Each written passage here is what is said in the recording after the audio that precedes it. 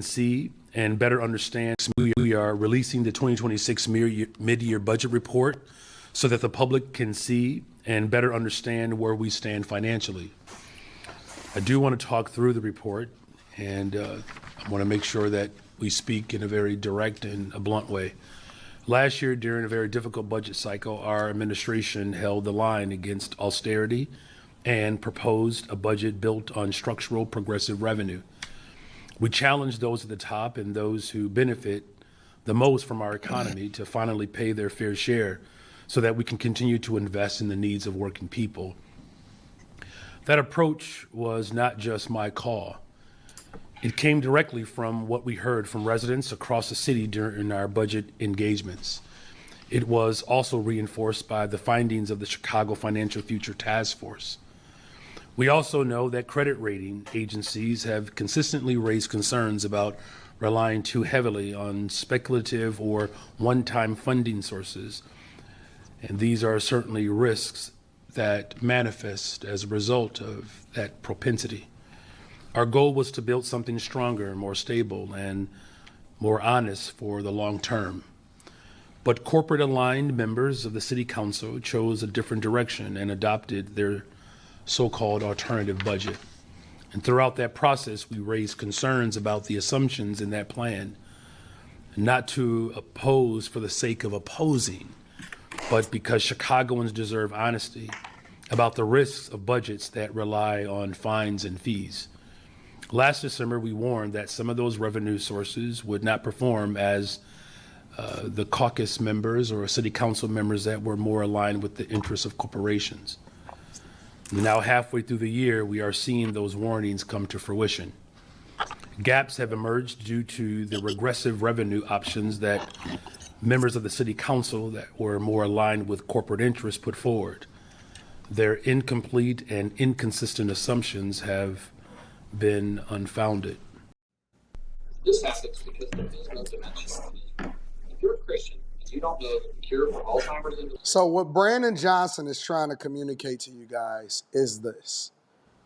Chicago, midway through the 2026 year, is short $130 million. Now, I've always said, and I've talked about the fact that Chicago and a lot of other cities, including Los Angeles and Denver and Jersey City and so on and so forth, are mismanaging the budget. They have more debt than they can control. Credit rating agencies, which he addressed right here, are actually downgrading the credit of the city themselves, which is causing the city residents more money. And what's going to happen is they're going to basically have to raise your property taxes. So that is the truth, right? This is the reality that these are the people that are these are the people that are running your state retirement system for people that are depending on state-funded pensions and payouts. These are the motherfuckers that are they're responsible for scholarships, grants, fundings for city infrastructure. These are supposed to be the mother. He's supposed to be a mother. Shout out to Chicago, man. I'm sorry to hear this, that this is what leadership looks like for you guys. And honestly, this is what's going on across the United States. A lot of people think that a city, a county, a state, a nation cannot go bankrupt. It can happen. It's happening right here. Every state, county, municipality you stay in is a corporation. You are a part of their corporation, and it's for profit. Damn. the people in Chicago are facing. Crime out of control. As soon as the weather changed, it went crazy and they started killing everybody. Budgets that they cannot manage effectively. And so Brandon Johnson last year, instead of continuing to try to educate and negotiate and then also manage what they already have, in which they were facing a $1.3 billion to $1.6 billion budget deficit. He checked out of the conversation and said, skip it. Well, city council, y'all could just Do whatever y'all want to do, and I'm not tripping about it. And more importantly, I will agree with him on one thing, and that people need to start also holding city council, which is the equivalent of Congress to the president, city council accountable, because they are the ones that control the purse strings of the city themselves. The same way that the president presents a budget to Congress is the same way that the mayor presents a budget for your city on a local level to city council.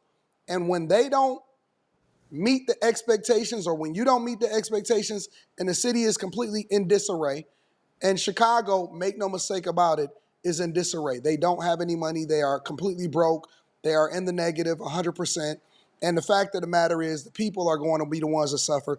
And the only solution that they can come up with is that we need to tax people that have resources even more money instead of learning how to manage multi-billion-dollar budgets every single year. And they're projecting for 27 to be at least a $1 billion budget deficit, on top of the fact that $734 million budget deficit last year with the schools, or really this year, right? And for the 2026-2027, they're projecting a additional $730 million plus budget deficit for the schools. And then the county is supposed to be down like $500 million. So the city is in That's a goddamn shame. That's a goddamn shame. shambles. I'm betting eventually that the cities like Chicago eventually file for bankruptcy. They don't make enough money. They are too far in debt. They are having their credit ratings down. And now this is why you see such a solemn, humbled perspective from Brandon Johnson right here. Their plan involved selling Chicagoans' outstanding debt to a private buyer.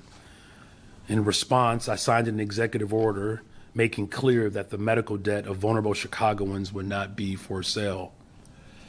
Despite my objections, my finance team has worked diligently to facilitate the possible sale of the city's vehicular debt. To date, no buyer has been identified. So the ability to move forward with a sale without an actual buyer. When money getting low, shit gotta go. Damn. It's unfortunate. Damn this shame. All proposed that is a goddamn shame. revenue In source this county has or in been this determined to be unfeasible and unworkable. and you're 2 years out. So they don't have enough money. They don't know what to do. They can't sell the vehicle debt. to cash you City out. council and so many other people were saying, well, let's just sell the medical debt.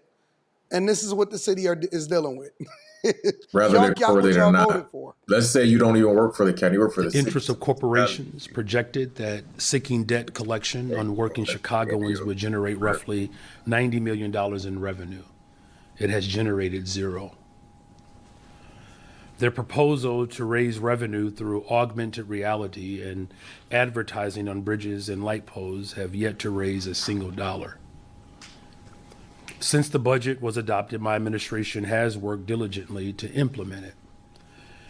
We have a responsibility to make the budget work and to protect the services Chicagoans rely on. But halfway through the year, we also have a responsibility to be honest about where we actually are. When combined with other proposals included in the alternative budget that have yet to achieve any revenue, our 2026 budget is at risk of being short more than $130 million in revenue. I want to say this clearly. There were other options. We did not need to cede to big money interests and fall back on the tired practice of balancing budgets on the backs of working people. Rich people are leaving cities like Chicago in droves. Companies are leaving cities like Chicago in droves. And you know where they're going? Goddamn Florida. We don't want y'all ass. Stay the fuck away. You guys are raising property values. People are paying over what they're supposed to be paying. New families, new young people, they're paying over what they're supposed to be paying for homes. That should be well beneath what's skewed from outsiders coming in and inflating the market. What happened in COVID? We don't want you. Stay your ass the fuck over there. Because their only solution, in order to not raise property taxes as much as they are going to have to raise property taxes, their only solution is to try to tax people that have resources more money. And so now this is his opportunity to throw city council under the bus and his inability to be able to manage the city finances. That shit ain't even funny. Oh man, this is so crazy, bro. The corporate head tax, which was projected to bring in $100 million, would have prevented this shortfall. That was structural revenue that could have stabilized our finances. Meanwhile, the progressive I can't watch too much of this, man. Shout out to everybody that's in the Chicago area, man. Apology that this is what leadership is doing to y'all. Hopefully, y'all can get the fluck up out of there as soon as possible, because it doesn't seem like ultimately they're going to end up having your best interest in mind when it gets to the position where they gotta do what they gotta do. And you know what doing what you gotta do look like, man. It looks like, a whole bunch of nonsense, a whole bunch of irrational decisions being made because your back's against the wall and you don't want the doors or the curtain to close. So shout out to y'all, man. Hopefully y'all leadership figure it out, man. But if you got the means to get up out of there, man, at least temporarily, and start looking at a different county. You don't necessarily got to leave the state, but go somewhere where you're going to be protected and leadership is actually paying attention, because that's just an issue of people not paying attention and just living their lives and not showing up to work when they're supposed to be at work. So that's all I got for you guys today, man.